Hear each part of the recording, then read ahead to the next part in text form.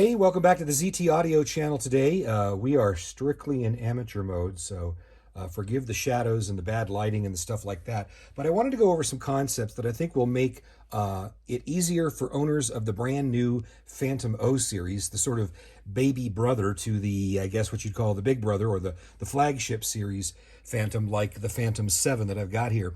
And one of the big confusions is that this section over here, where all the faders are and everything, and the selectors for zones and stuff, it's a little different than on the Fantom Zero than it is on the Big Brother Fantom. And the same thing for all the synthesizer controls over here as well on the right-hand side of the keyboard. But conceptually speaking, what's going on here, I'm gonna tell you something that's gonna make this a lot easier for those of you who have a Fantom O, because there are so many videos out done for the Fantom that you kind of can't figure out what's going on, because it seems like this just gets confused over here or this gets confused over here. I'm going to simplify it for you, because all that's happening on this side of the panel are more or less shortcuts or macros for things that you can do through the center section here, where there's even dividing lines. The center section here where you've got the touch screen and a few buttons and knobs associated with it. And the things over on the right side of the panel, all the synthesizer controls, those are really kind of shortcuts or macros to things that are going on that can also be accessed within the center part here. So once you kind of learn your way around that concept, a lot of things become easier for you. And I'm going to zoom in more on the right side and then more on the left side for a little bit. And I think that concept is going to become very clear to you. So here's where people start to get a little lost or a little confused. Now I'll show you what's going on here. On the Big Brother Fantom, I have got, let me turn these guys off. I've got where this says select, I've got the ability to select individual zones for editing purposes. And right off the bat, when I do so, every time I call up a zone, I get different things happening here in the center section that relate to some common tweaks that I might want to make regarding what's going on in that zone. And if I play the keyboard while that single zone is selected and lit up green up here, all you get is that sound. If I then want to layer other sounds with it, as in this scene that I'm using, I need to turn on multiple layers, okay? And now those multiple layers come into play. One little thing that's kind of confusing to people is if you have the layer, I'm going to call this the layer select, or the split and layer select section. If you have a couple of things selected there, but the thing that's selected green up in this section is not selected, it doesn't sound. So even though if I went to go edit right now, I would be editing the piano sound that's in this first zone, that zone is not going to play when it's lit up, unless it's lit up along with the other ones. However, if nobody's lit up in the zone layering section here, and you do have that one zone selected for editing, it will sound, okay? Now let's take that concept and let's see what that kind of might look like over in the touchscreen section. So right now I've got one layer selected to edit, and we'll go into zone view, and that is the stage grand, okay? Now watch what happens if I hit the next item, I hit the name of the next patch. What happens to the green thing here? Boom, boom. See, what I'm doing is I'm selecting which zone I'm going to edit.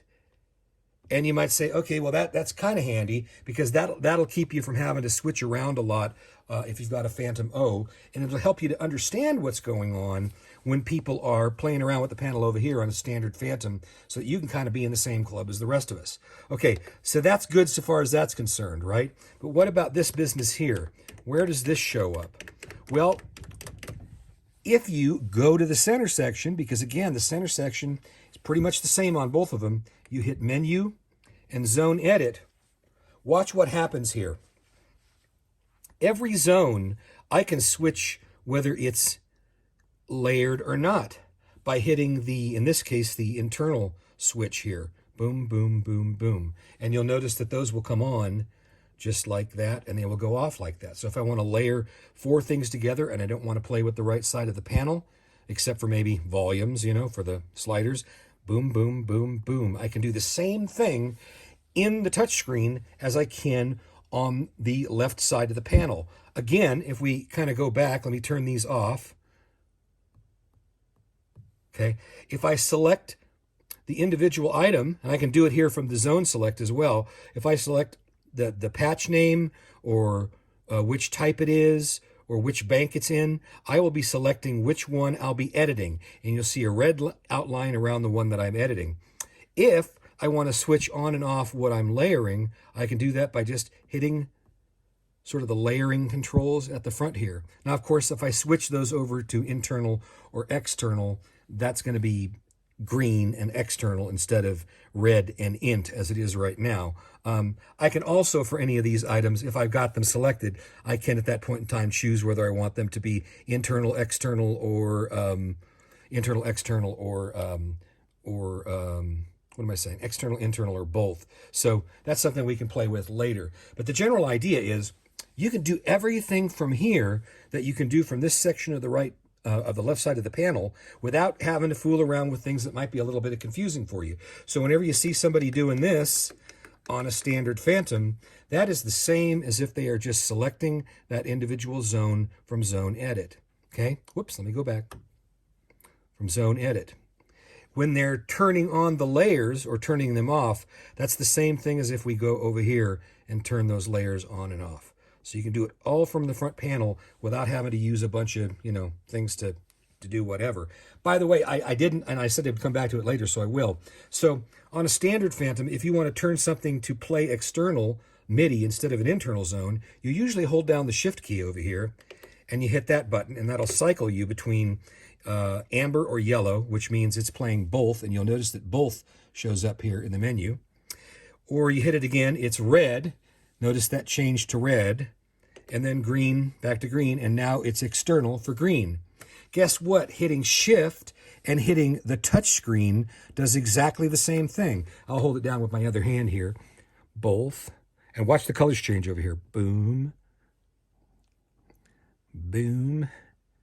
Boom. So again, everything can be done from the center of the control here in the screen section. That can be done on the left side of the screen. It might be a little bit less confusing for you to look at it that way. And if you're trying to look at old videos, maybe something done by me or Ed Diaz or any of the Roland guys, and say, wow, that's for the flagship Fantom, I can't make sense of it because the button presses are a little different. Note that you can do all these same things in the touchscreen section. Now again, same concept. Everything that is on this side of the panel, whether you're working with a Fantom O or the Big Brother Fantom, everything here can pretty much be done from the touch screen. So if I kind of exit out from where I was before, let's say I'm going to select this pad, this scene, and I go to zone view, maybe 4 zones, and I say, what did I say before? If I want to edit a zone, I can select it right here. I'm editing the stage grand. If I want to pull up parameters, I could just hit the parameter button, and now all the parameters that would traditionally be over here on this right side of the panel are going to show up here in the middle section. Now, being that the piano in this case is a V piano, there are very few piano parameters that are available from the front panel. If I went over to something like the next one, which is a Zen Core synthesizer sound, again, all of the parameters that show up here, boom, boom, boom, show up in the touch screen. I can scroll through them, and I can control all the same stuff from the touch screen that I could control from the front panel. If I use filter, well, geez, I can go right to the filter here, and I can get those same controls available and say, what do I want the cutoff to be? There's the cutoff control, or there's the cutoff control, and whether you've got a Fantom Zero, or whether you've got a Fantom O, or a standard Fantom, all the controls are available in the middle of the touch screen. So I think that'll make things easier for those of you who have the Fantom O, because everything you can do with these other controls that are sort of extra deluxe, and there's a lot more of them on the standard flagship Fantom, all of it is available in the center touchscreen area. It's just a question of how you access them. You have more controls, so there's kind of like more shortcuts here, and same for the mixer section over there. There's more of a shortcut type thing to it. And if you wanted to do it with the buttons from the panel, there might be more, button presses.